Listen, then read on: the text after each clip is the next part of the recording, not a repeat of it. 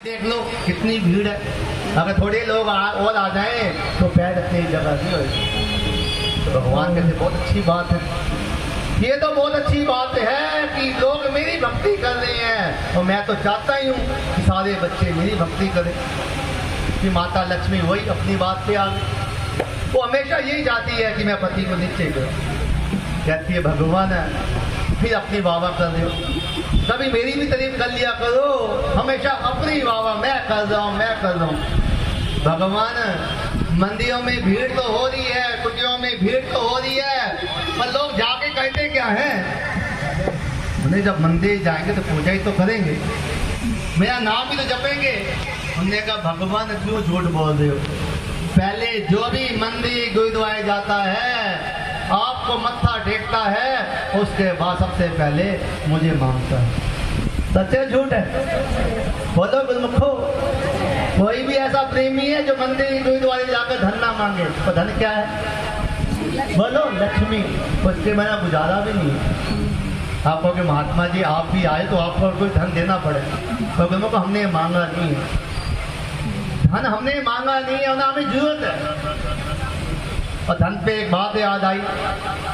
एक भाई माता लक्ष्मी से किसी ने पूछा कि माता आपके आगे के बाल भी उड़े हुए हैं और पीछे के बाल भी उड़े हुए हैं, इसका क्या कारण है? तो माता कहती है आगे के बाल तो मेरे इसलिए उड़ गए हैं, मैं संतों के चरणों में बार बार सर झुकाती हूँ और बार बार मत्था रगड़ती हूँ, तो संत मुझे ग्रहण नहीं करते और इसलिए मेरे आगे के बाल उड़ गए हैं। भाई पीछे के बाल क्यों उड़ गए हैं? पीछे के बाल मेरे इसलिए उड़े हैं, संसारिक मेरे पीछे भाग रहे हैं पर मैं किसी के हाथ नहीं आता। सच है झूठ है?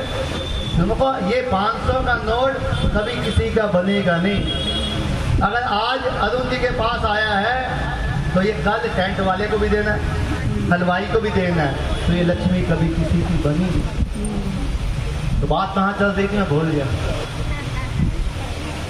सब लक्ष्मी मांगते हैं, लक्ष्मी मांगते हैं, वेरी गुड। भगवान सब लक्ष्मी लक्ष्मी मांगते हैं। भगवान कहते हैं नहीं मेरे लिए आते हैं, वो कहते हैं नहीं मेरे लिए आते हैं। आप में दोनों उधर मुँह करके सो गए।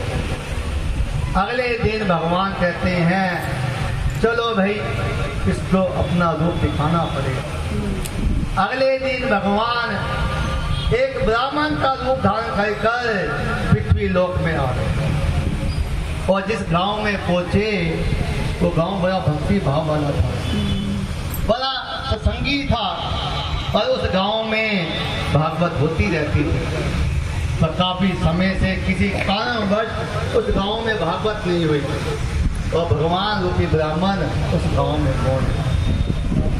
तो गांव का जो मुखिया था बड़ा ही परमार्थी था, बड़ा ही सत्संगी था, तो ब्राह्मण देवता को देखकर बड़े खुश हो गए। वाह ब्राह्मण देवता, मैं तो काफी समय से याद कर रहा था कि भगवान की भागवत कहानी है और आप तो खुद चलते आ गए, बड़ी खुशी की बात है।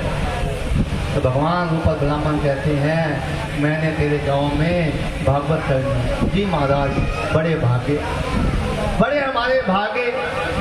तो अगले दिन ऐलान कर दिया, छोटा सा गांव था, जिस तरह संगीता बहन जी और अरुण ने आप सबको संदेशा दिया है कि 4 मई को हमारे घर सत्संग है, आपने 3 से 8 आना। मतलब 8 बोले 9 बोले 10 बोले मुझे नहीं, और भागवत का टाइम क्या होता है? 3 से 5 का टाइम बढ़ा कि वो समय इसलिए ऐसा रखा जाता है कि उस समय घर की भक्तानियाँ खाने पीने से फारिग हो जाती, ताकि उस समय में घर की याद ना आए और भागवत कीर्तन आराम से सुना जाए।